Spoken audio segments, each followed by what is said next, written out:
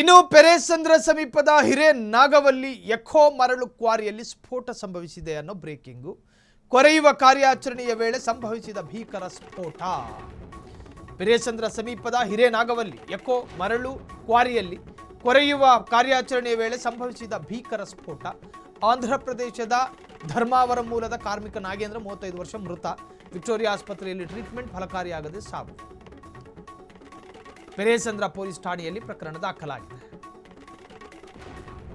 2021ರಲ್ಲಿ Victoria ಆಸ್ಪತ್ರೆಯಲ್ಲಿ treatment ಫಲಿಸದೆ ಸಾವನ್ನಪ್ಪಿರುವಂತಹದ್ದು. ಈಗ Peresandra police ಠಾಣೆಯಲ್ಲಿ ಪ್ರಕರಣ ದಾಖಲಾಗಿದೆ. 2021ರಲ್ಲಿ ನಡೆದ ಸ್ಫೋಟದಲ್ಲಿ 6 ಮಂದಿ ಸಾವನ್ನಪ್ಪಿದ್ರು. ಹಿರೇನಾಗವಲ್ಲಿ ಎಕೋ ಮರಳು ಕ್ವಾರಿಯಲ್ಲಿ ಸ್ಫೋಟ. ಕೊರೆಯುವ ಕಾರ್ಯಾಚರಣೆ ವೇಳೆ ಸ್ಫೋಟ. ಪೆರೇಸಂದ್ರ ಪೊಲೀಸ್ ಠಾಣೆಯಲ್ಲಿ ಪ್ರಕರಣ ದಾಖಲು. ವಿಕ್ಟೋರಿಯಾ ಆಸ್ಪತ್ರೆಯಲ್ಲಿ ಟ್ರೀಟ್ಮೆಂಟ್ ಪಡಿತಾ ಇದ್ರು, ಫಲಕಾರಿಯಾಗದೆ ಸಾವನ್ನಪ್ಪಿದ್ದಾರೆ. ಇನ್ನು ಹಿರೇನಾಗವಲ್ಲಿ ಎಕೋ ಮರಳು ಕ್ವಾರಿಯಲ್ಲಿ ಸ್ಫೋಟ ಸಂಭವಿಸಿರುವಂತಹದ್ದು.